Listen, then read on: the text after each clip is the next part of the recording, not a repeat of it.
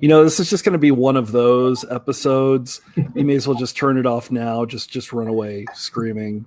I'm getting naked. All right. Oh, come on. We haven't even said the name of the show yet. Come on. So this monstrosity is the Sunshine State Happy Hour. Things are a little bit crazy right now. This is Dave, your host and author, brought to you by Lager Layover Podcast and Florida Beer Podcast, floridabeerblog.com, and all that other fun stuff, and Bravadis Media. Have to mention our sponsor. I do apologize. Steve is with me. Hi, Steve. How are you? Dave. I'm good. Just hanging out in my corner. I'm sure. I missed the outdoor studio that you had yesterday. Well, the weather's kind of crappy right now, so yeah, it's a good point. Staying inside. And then with us once again are Jeff and Shane, the Tweedledee and Tweedledum that is craft beer in Coral Springs, Florida, Big Bear Brewing. Who's the D and who's the dumb? Not sure. I'm not even going to go there. And I brought them in because our guest has one of the most interesting breweries, and I have to say in the world, because there's really no telling where it is in any way, shape, or form. Colin Presby is the brewmaster for Carnival Cruise Lines, and he is currently overseeing 3, soon to be however many other breweries, but he's currently shoreside back in his Pennsylvania home as we are kind of waiting everything out. So Colin, I apologize for bringing you on the show. No, I'm looking forward to it. And I actually caught yesterday's, and there was some chatter about Pennsylvania beer as well. So always a good thing. Pennsylvania beer people rep pretty hard. I have to give a massive shout out to Pittsburgh, because Pittsburgh is just the greatest city in the world. And I'm not saying that because my Pittsburgh loving wife is like within throwing distance of me. Yeah, your co-host is sitting right here, Dave. Well, yeah, that too. But you're more towards the. And he has a rattle. It was thrown at me. I have been attacked. It was a run by fruiting. But Colin, you're actually closer to the center of the state, because I was very jealous of the fact that you posted on social media that you had a nice big run to Troogs, which if you've never been to Troogs in Hershey, it's incredible. And of course, that's what you're drinking. So well, I thought I had to drink the Sunshine Pilsner because it is the Sunshine State Happy Hour. So yeah. That's funny. Now, is Sunshine Pilsner, that's the one that they do the open fermentation for, right? They do. Actually, I think so. They do their open ferment for their the wheat beer, but I think they also do it on this one. I'm not 100%. It's a gorgeous. I mean, if you ever get a chance, go to Hershey, Pennsylvania. Yeah. Drop the kids off at Hershey Park and go to Trogs, and the facility there is absolutely gorgeous. It's unreal. These 2 super cool open ferment tanks, and when they're going, you're on just the other side of a glass wall watching the Kreuzen spill out the top, and it's a really, really neat, super traditional way of doing things. And they do it. I know they do it for their wheat beer, and I think the Dreamweaver wheat, and I think they might do it for this as well. Yeah, it's doing a cannonball into the open fermentation tanks. Is that still ongoing? We probably could. It's big enough. It was sizable. Yeah. Especially being, and can we participate? The Carnival Brewmaster, you got to add some sort of cruise ship award into the beer and something, right? Yeah. Goodness. Okay, so I will go ahead and throw to the Statler and Waldorf of craft beer that we have going on. Jeff and Shane, award-winning brewers from Big Bear Brewing in Coral Springs, Florida. What are you two drinking, and what is it laced with? This is a Coors Light. You came on my show with the Coors Light. He's sitting in Big Bear Brewery with the Coors Light. What are you talking about? Clear and fresh and smooth as a mountain stream. Yeah. Mountain water. Here in this South Florida. Right. Best part is I can kick you both off whenever I want. Okay, sorry. We'll be good. This is what happens when the restaurant's not open for business. Other than exactly. It depends on the restaurant, actually. I'm coming over to have a beer later. Oh, God. I'm afraid. Here's the thing. Every beer, well, not every beer, whatever beer I choose from the restaurant is on tap in my garage. so there's that. So it's hibernation, or Nice. it's now called hibernating IPA. The Great Divide, well, I guess decided that they're going to name their beer that doesn't have as many awards as this beer does my beer's name before my beer got a chance to get there. So, well, what is that? Nice. Steve, what are you drinking? I went cheap today with the Bosun Double IPA from Trader Joe's. Nice. My easy $6. Good. Yeah. I for reasons that I'm about to discuss here in about 5 seconds, Copper Point Brewing up in Boynton has a collaboration with the Harbor Beach Marriott for the Belgian style wit, which I've been enjoying quite a bit of, and that actually kind of brings me to both of you, because for those of you that have not been on the Carnival cruise lines, every single Carnival flagship that you go on has 3 beers that were formulated and originally brewed by, gentleman over here, Colin. And one of those is interesting because it's not quite a wit beer, but it's not quite a Hefeweizen. It's somewhere sort of in between. So I guess, how did you develop all of these recipes, and are you using this downtime to play around and do some new stuff for the new ships that are coming on? I've certainly got a lot of ideas kicking around, and I haven't gotten a chance to do much in terms of home brewing yet. But I'm, doing a lot of brainstorming, talking with my guys. All of my brewers are now safely home. So we're chatting a bit, talking about the brewing program and what's going forward. But in terms of where we're at with the brewing program, we launched Carnival Vista in 2016. That was our first shipboard brewery. And the launch of that ship, the success of the onboard brewery kind of kept us going in a good beer direction. So we developed, and I put together recipes for the Thirsty Frog branded beers on Vista, because on Vista, the brew pub is the Red Frog Pub and Brewery. And those are all Thirsty Frog branded. So the beer you're referring to is our Thirsty Frog Caribbean Wheat, which is a bit of a bestseller. Yeah, it is a spiced wheat beer, so orange peel, coriander, but we do get a little bit of yeast character with it. So it's kind of in that zone somewhere between a Hefeweizen and a true Belgian wit. And we've got and so with after Vista, the launch of Vista was really successful. We went and launched our next ship, which was Carnival Horizon. But for Horizon, we did a new concept. Carnival's got access to, celebrities and all kinds of crazy stuff. So my second shipboard brew pub was a collaboration with celebrity chef Guy Fieri. And it's the Pig and Anchor Guy's Pig and Anchor Smokehouse Brewhouse.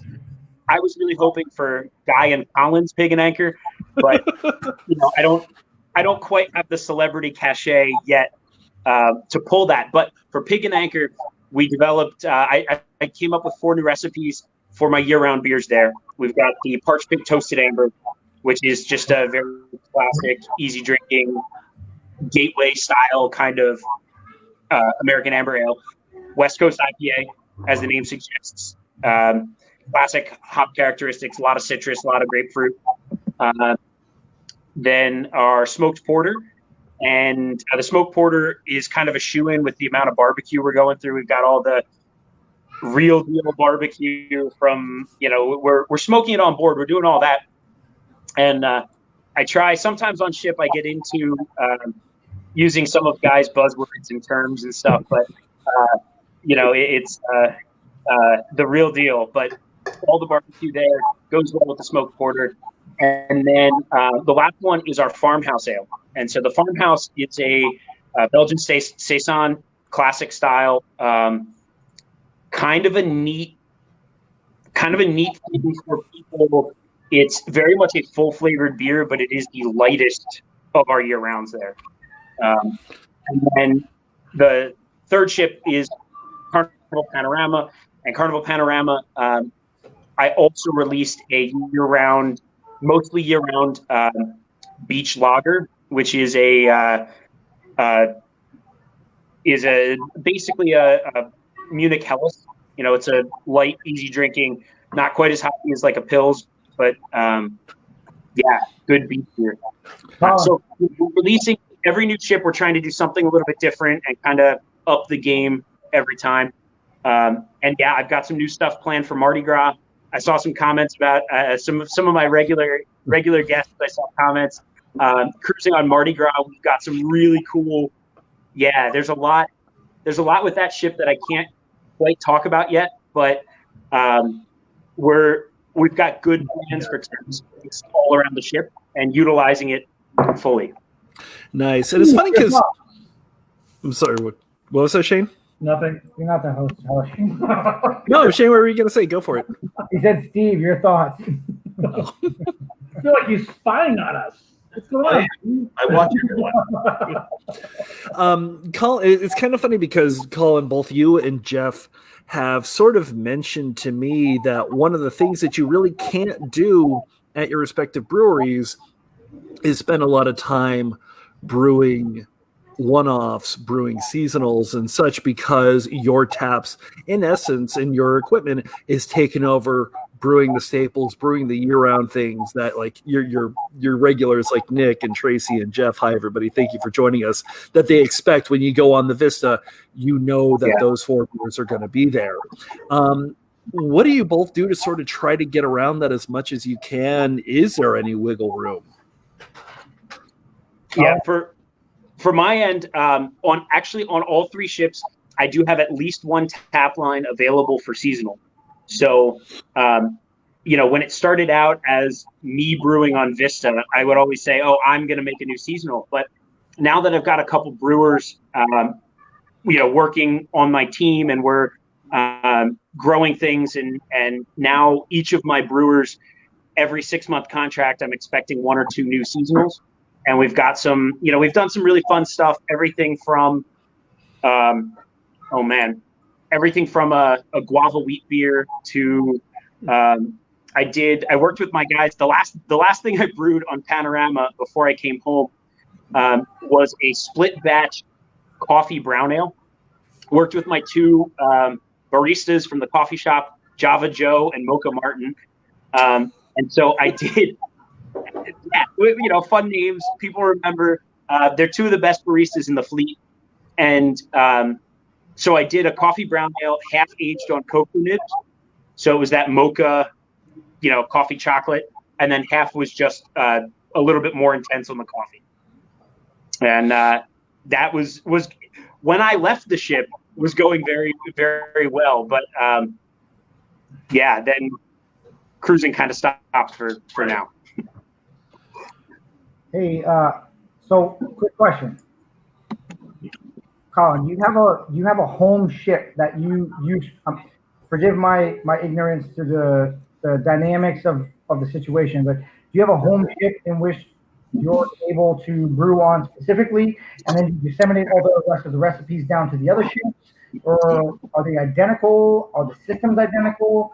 Yeah, basically, kind of like evade me. Dave told me a lot about it, but I still don't like. Either I was drinking entirely too much and don't call it details.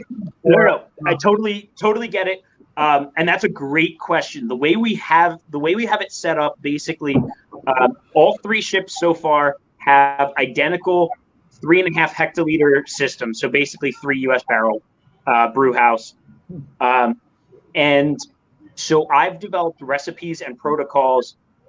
I'm still doing full contracts on ship, so I'm in kind of the rotation with the staff, and then the brewers, my team, Ron and Thomas and Michael and Rob, they're kind of taking over each ship, and so we're aiming for 1 brewer per ship, but not specifically like. Well, for the last couple years, Ron has been my guy on Vista, and so.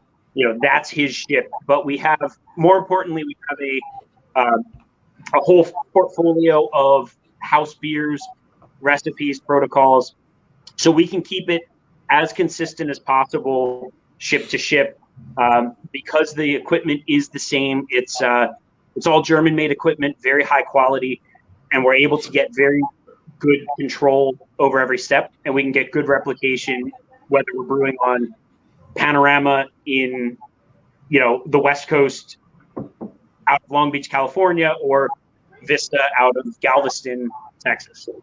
So speaking of portfolios, Carnival stock today is trading at $12.37. Do you see that going up at any point in the future? Because I muted him. Oh man, yeah. I don't know that this is like an insider trading show, but it wasn't until a few minutes ago. Yeah, no, it's again. all I'm gonna say is there's a lot of volatility in the stock market, and Trade I do own shares of Carnival. I bought them for a lot more than that, it was a but joke. It was a joke. Relax. Yeah. Don't answer the question. It was a joke. Actually, I kind of want to get into a couple of things. Yeah, actually, I'm going to switch it up because, Jeff, there's something I actually kind of want to go through with you as well. But, Colin, when the coronavirus was sort of coming down the pipeline, what was it like being on the ships? Did you immediately know, hey, we're going to be cutting everything off? Or what was sort of the process for closing everything down? And what do you see the process being like for kind of getting everything up again? Yeah, getting back is going to present a lot of challenges. Believe me, I don't have all the answers. But what I will say is, as things started to intensify and get the SEC, as things started to intensify and news started to come out and the cases started to happen, we very quickly got into our outbreak protocols. We've got, on ship, the cruise industry has been dealing with,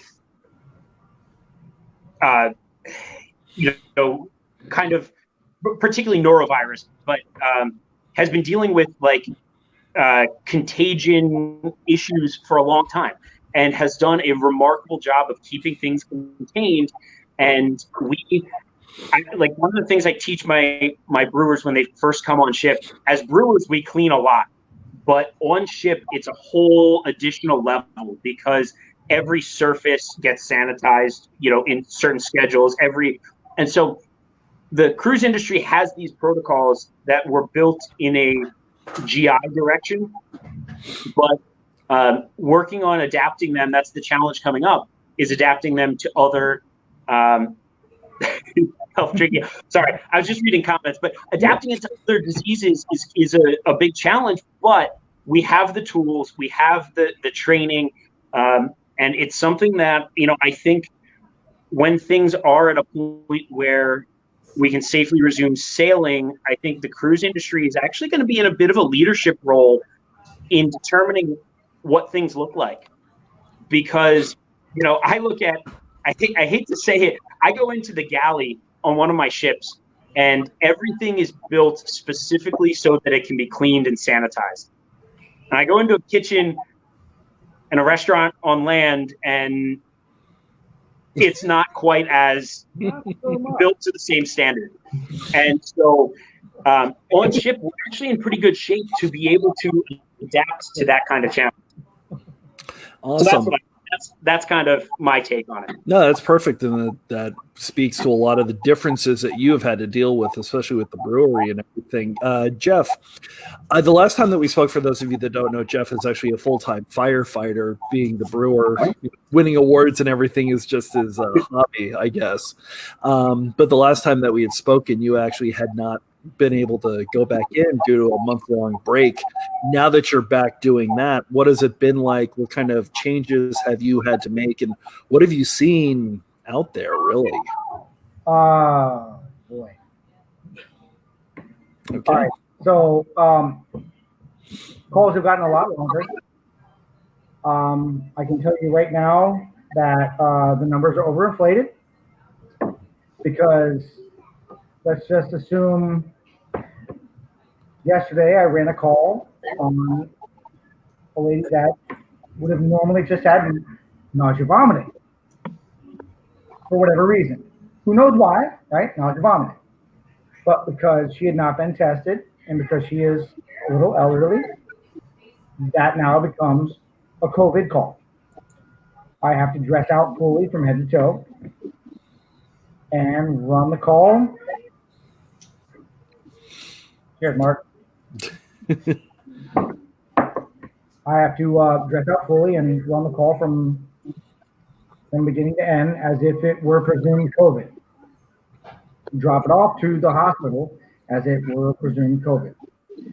So without getting too much into politics, I don't know everyone's stance on this, and this is all about beer, and we're not going to, dive too much deep into that, but just see from our point of view that the entire world is erring on the side of caution. And that's not a bad thing, because people are being affected by it and people are dying.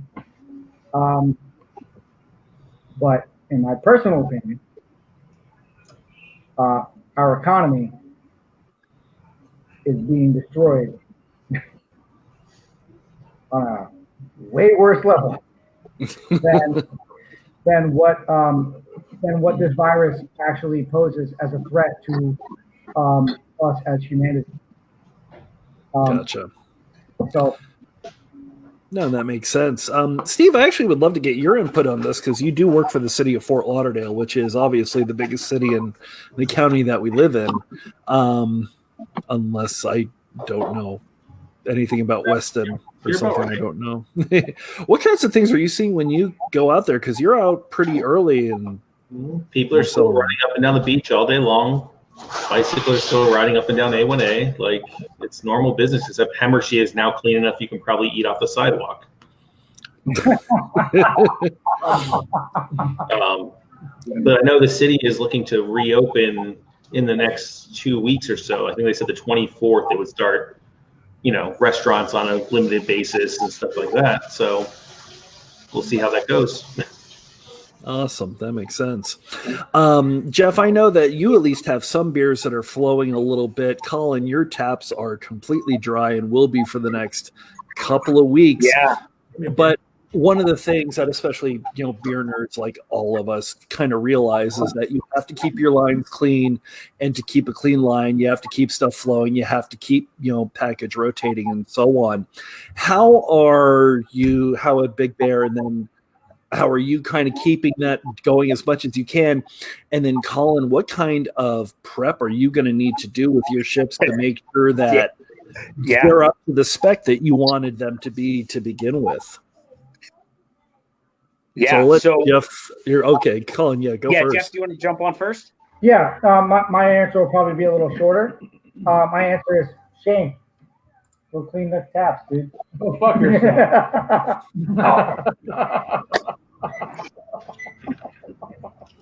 Ultimately, we got the bar, as you know. It has two taps for every beer at the bar, and then we have the service bar on the back. We only fill growlers from the service bar on the back, so we packed all the lines with a light iodine concentration in running up to the bar, and that's true. Yes, I did do that. Yeah. Shane did that per my direction. And the growlers are just being filled off of the service bar. Yeah. The has been an issue. Definitely. Overtaking the lines. We've way noticed, more prevalent. like, even with beers that are moving with diacetyl, because the run is so long, it's just an issue. It's an issue. I never really realized how much keeping beer flowing keeps those lines clean, Right. And as soon as they just get stagnant a little bit, I mean, you sit stagnant for 2 days, man, you got a diacetyl issue. Mm-hmm. I've never realized that, and I've seen you guys during happy hour at like the peak of season, and you guys are nonstop over there. It's insane. Right. right, Yeah. that's not an issue. I've never this issue is just it's new. It's honestly a little eye opening. You know, it's pretty interesting to see. Oh, I Uh-oh. think they froze. All right. Well, I'm going to jump on then. Good. And I'm going to piggyback right on that answer. Like the biggest thing is we, when we were approaching a prolonged suspension of cruising, one of the biggest things I had my brewers do is go through and fully clean all the tap lines and pack with a dilute sanitizer solution that just to kind of stave it off so that when we're, there's no product in contact with anything anywhere on the ships. I think somebody mentioned it in the comments. Yeah, unfortunately we did dump Quite a bit. a good bit of beer. We sold as much as we could to the crew, and then at very good prices. But then we did have to dump some, and so we did dump some beer. But the biggest thing in terms of getting back started and getting beer flowing again is that I worked with my guys to make sure that before they left the ship, everything was cleaned, sanitized. We're not leaving. Sure, if we start up next month, beer might still be good, but Right. Unfortunately, we don't have any assurance of that. And so we made sure that every beer contact surface was cleaned, sanitized, and that's going to be our big key to starting up again. Is that I'm going to get? Yeah, I know, Jeff. It's terrible, but when I get on the ship, whatever ship I go to, I know that I can just come in and my equipment has been put away in. Yeah, basically. In terms of when ships are setting sail, working with the office, we're looking at 2 to 3 weeks before we're sailing for shore. We're going to get brewers on board and start production. So, it's not a promise that I'll have all my tap lines filled by the first cruise back, but we're going to be there. We're going to be working on it, and we'll be in progress. And yeah, we're looking at it that our brewers are going to be some of the first people coming back to ship because we need that extended prep time. Right. I find it interesting that all on you the need food is side of things, they prep, but not 2 weeks ahead. So, needing that fermentation time, we're going to bring our brewers back sooner. I find it interesting that all you would need is 2 weeks. I figured, much more than that to get everything going. Yeah, I think we said 2 to 3 is what we told Just a safety the office. Not sure that 2 might not be enough to get beer all on tap, all ready, but it'll get us a start. And I think our guests are going to be pretty forgiving, all things considered. Getting 2 or 3 super fresh beers is a pretty good start. And if the 3rd and 4th beer come on tap later in the cruise, you can't get the smoked porter until the last day of your cruise, it'll be all right. Right. Oh, man. So there's one question, and I did not realize. I'm going to kind of go back through here and pull up this comment from Glenn, who said that he was able to get some bottles. I didn't realize that some of your beers or some of your rotators were going into bottles. Yeah. So, sorry, my audio, can you still hear me okay? I can hear you. You're cutting out just a little bit but for the most part, you're still good. Okay. It's gotten really quiet on my side, and I think it's because I had a call sort of trying to come in. Gotcha. Yeah, so the one of our big ties with Florida is that we are producing our canned beer at Brew Hub, and so that's the West Coast IPA. Actually, if I can get logos right. Hold on, let me. West Coast IPA, Toasted Amber, and Thirsty Frog Caribbean Wheat are all being produced at Brew Hub for cans and keg. We started working with Brew Hub on fleetwide seasonals. because Really? that's kind of, in terms of taking the beer thing forward, that's the next step, because we want it to be as close to your local brew pub experience as possible, just on a ship. So we started working with Brew Hub. We did our very first one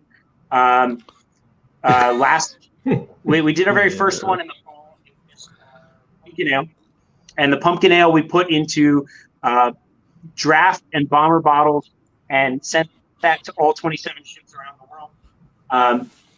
And it went really well. It was something that took one of our favorite seasonals that I did on Vista and then Horizon, and then brought it fleetwide. Nice. Yeah, that's it looks like they're finally coming back on. Said that they had some internet issues, which is kind of funny. I don't know. We'll see. Maybe they will. Maybe they won't. Yeah. So we are moving. We are walking now. We are walking. The craziness is of us walking. Oh, if we're not confined, we might as well be mobile. That's awesome. Are there any styles that you would love to get on the ships, or that your brewers would love to get on the ships, but just because of sort of the crowd that you have? I know, Jeff, you're very similar to this because you have a specific crowd that comes on board or comes to the restaurant. Are there just some things that you just want to put on, but you just know is going to fall flat? Yeah. I'm sorry. Go ahead, Colin. You can answer first. He asked you. Oh, no. I was just going to say, we try to keep everything in our main bar. We try to keep everything in the 4 to 6.5 to 7% range. I've had this sort of fantasy since I got to ships that I really want to do an imperial stout to serve only at the steakhouse. Right? Because, people slamming pints of imperial stout, or we sell these 101-ounce beer tubes, right? Probably not the best thing. But in the steakhouse, it's a much more refined dining experience. You can do a 10-ounce goblet in the steakhouse, and it would be perfect. So that's one that I would love to get into sometime. Mm-hmm. Not there yet, but it's still kicking around here that I think it would be a great steakhouse beer. And the other thing is, I haven't really gotten into sours and mixed fermentation stuff, mostly because, all right, hold on. We're getting she's been right outside of the frame the whole time. So my arm is here keeping the cat away. But anyway, so we haven't gotten into real sours or mixed fermentation stuff because a lot of our guests, it's their first experience with craft beer. I guess, and so Jeff want you to get some into sours. Funky wild ale or even Berliner Weiss might be too far outside of their realm of what is beer. So yeah. Anyway, that's my long answer. One quick thing, since I am seeing comments come through, can we pick my next beer? Oh yeah, go for it. Is that something we do? Is that a Truganator? So I've got a Unicorn Social Distancing IPA from Saucony Creek, which is about 20 minutes from home. Nice. And Troganator, which is a personal favorite, Doppelbock from Trogs. So if I see some comments, that'll choose my next beer. What are the styles? There we go. Sorry? What are the styles again? The Truganator is a Doppelbock. Doppelbock, yep. It's an IPA. Gotcha. A little bit hazy. Let's see. Jeff, I know one of the questions that I had, what's the kind of the stuff that you would love to make, but all right, can't. Well, as you know, oh shit, I flipped it. I'm on my phone now. I don't know what happened with my internet there earlier, but as you know, one of my... And now Shane's the creeper in the background. Don't mind me. This is off the rails. I have a brewery in the suburbs. I have a brewery in the suburbs. So I have the same issue.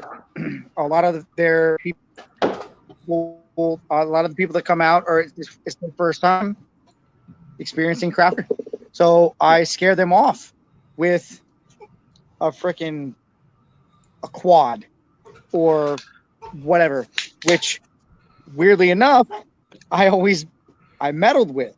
So, but it doesn't sell. Like I'll meddle with it in the USBTC and then it will not move. And then I'll have regulars or locals come in, and they will be like, where's that beer? Where's that beer that you brewed? Where's the Angry Elf? I called it. Well, I brewed it around Christmas time, right? As an Angry Elf quad. Didn't move in Christmas time. 10% Belgian quad, right? Well, stuck around until March. So when a beer is called the Angry Elf around March, people are like, what the hell are you talking about? They don't get it. But the beer won awards. So here's my dilemma. It doesn't matter if us as beer geeks think it's good. It doesn't matter. It's whether or not it moves. It's whether or not it sells. Yeah, so Bud Light Miller Lite crowd you got to fight with. Right, it is. And then Colin, I fight the same battle that you do. You have a bunch of people that have never been they've never experienced any other type of beer or beer for that matter at all. They're probably wine drinkers or whatever, and they want to try something different. And then you hit them with a sour, a really tart sour. Like, you're right. That's an issue. It's not going to sell. And that sucks, because we as brewers want to experiment and do different stuff, but we're limited by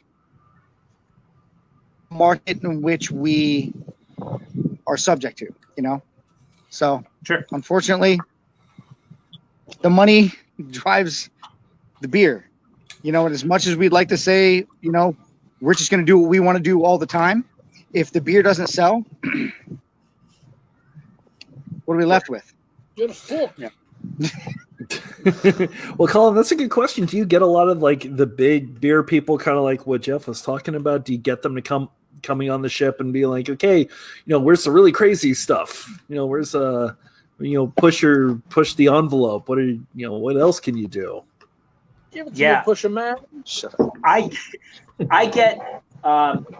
get some, but what I find is that the people coming on ships are their expectation level is not real high because the cruise industry has neglected beer for a long time. And so the fact that, sure, you might want a hazy New England double IPA, but the fact that you can get a fresh West Coast IPA made on the ship is pretty damn good. And so I've got good conversations with guests about ideas and things like that, but very rarely, I can't say never, but very rarely do I have people come on and think, oh, I only want sours. Why don't you have any sours? For the most part, the response is, whoa, you've got beer. I love sours, but I want to try, what you've got. Right. So that makes sense. I will find it interesting. Are you enjoying being able to take a break from the beers that you created and try something different for a little while, or you kind of get all those beers shipped? Hang on, sorry, my audio is. Oh no, that's fine. Let me try and move up a little bit better. Can you hear us now? Also, dog. I don't know. That doesn't help. Come here. No. All right. I was gonna say, are you enjoying taking a break? I kind of lost that question. Yeah. For some reason, my audio got a little bit weird. I was just gonna ask, are you enjoying taking a break from your beers, or do you get stuff shipped to? Hold on. Okay. We like the dog. I like the cat better. I'm more of a cat person. That's just me. Are you enjoying taking a break from your beers, or do you still get the stuff shipped to you from Brew Hub? Yeah, I haven't had one of our beers now in, I don't know, since I left Chicks. But it's giving me a good opportunity to explore some local stuff. And, I definitely have some local people listening in, commenting, and, it's letting me catch up, because I love it when guests bring me beers, but that's a very rare thing. So for the most part, if I can't get it easily in my home port, I really can't try stuff. And so I miss out on beer releases. I miss out on, new things, etc. Yeah, that's funny. All right, I will go ahead and actually, Jeff, I think I would probably have not asked you this question, so I think I will. Colin, you're kind of this weird middle ground, so I'm curious as to what you're going to say to this. But obviously, with the quarantine, with the social distancing, breweries and brew pubs and everybody sort of had to change what they're doing to survive in this new normal. Obviously, it will not last forever. We will go back to our normal way of life, however long it's going to take for us to get there. So, Jeff, I guess, what kind of changes have you seen or have you done? And then, Colin, same thing. What kind of changes have you seen that you think should stay a part of craft beer in the U.S. from here on out? Jeff, Packaging. Packaging And growlers for places that weren't normally able to package. It's such an ancient law to not let a brew pub be able to fill a growler and send someone on their way with a growler. Now, I do agree that there should be limitations, because, listen, I don't want Joe Schmo coming in and filling up 5 gallons worth of 64-ounce growlers and letting them all go bad in his fridge because he decided to hoard beer like he did toilet paper. Or he/she, sorry, don't mean to assume that there wouldn't be a woman that would not equally want to. Shut up, our mic's about to get muted again, damn it. Dave, you invited him. I know. We all make mistakes. So, No mistake. No, Jeff, you're 100% right, though, because when Dave asked me this question like 3 weeks ago, I said, I can buy beer at Big Bear now, and it's awesome. Dude, right. I mean, listen, man. Well, first of all, why are you buying? Because you're not there all the time when my wife wants food. Never mind. Just Dave. Yeah, no, I will talk to him later on. But you have to realize, Colin, Big Bear's been a part of the community here for like 20 years or something. Yes. And I think I was the one who had the first growler that You left did. Premises. Yeah, I'm very happy. First official growler, dude. Listen, Dave got the first official growler. I'll give him that. Listen, the first official legal growler, when the state said, screw it, you guys can fill growlers.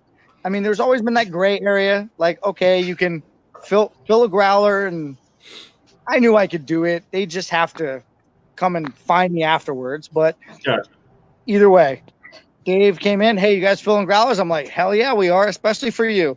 He came in, we filled them growlers, and Dave got the first official growler from Big Bear. Big Bear's been open for 23 years, man. We never filled a growler. Dave got the first official growler sale out the door. That is exciting. Yeah, to piggyback on that, the biggest thing I'm seeing is a lot of common sense liquor law revisions.